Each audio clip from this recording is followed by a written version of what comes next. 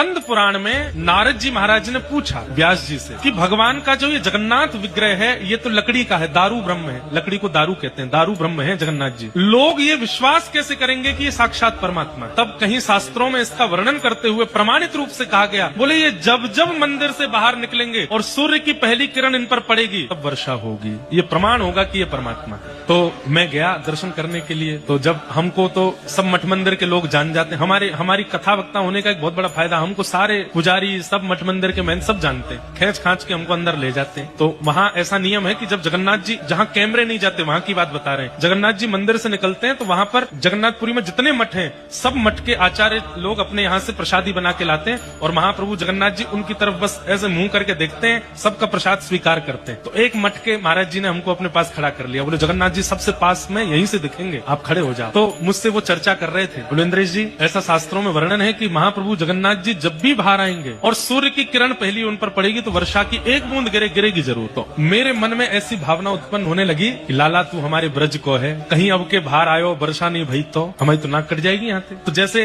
अपने गांव का व्यक्ति किसी प्रतियोगिता में भाग ले तो यूं रहता है जीते, ऐसी भावना चित्त में आने लगी, अरे भैया ब्रजवासी की लाज रखियो। तो मन में घबराहट हो रही थी, क्यों? क्योंकि दूर दूर तक एक भी बादल नहीं आकाश में, तमतमाता हुआ जून जुलाई के महीने में होती है रथ यात्रा, भीषण गर्मी, मैं कहूँ ऊपर एक बादल नहीं है। और वो विजय घंट बजाते हैं वहां पर जब जगन्नाथ जी चलते हैं ना, तो ऐसे पंडा पुजारियों के कंधे पे हाथ धर के वो अनुभव कैसा है मैं क्या बताऊं, रोंगटे खड़े होते हैं स्मरण करके। तो सबसे पहले मंदिर से बाहर आते हैं सुदर्शन जी बाहर आए, उसके बाद आती हैं सुभद्रा जी और फिर आते हैं बलराम जी, और तीनों निकल के चले गए, वर्षा नहीं भाई। अब आई जगन्नाथ जी की बारी, और जगन्नाथ जी जब आते हैं तब भीड़ भी बहुत हो जाती है, और मैं कहूँ एक बादल नहीं है, एक बादल नहीं है। अब मुझे बादलों की चिंता ज्यादा कि बरसे को तो सही, ये प्रमाणित होना चाहिए कि ये परमात्मा है। जैसे ही महाप्रभु जगन्नाथ जी निकल करके बाहर आए और प्रथम किरण सूर्य की पड़ी, ना जाने कहां से एक बादल आया घूमता हुआ, तुरंत वर्षा हुई वहां पर।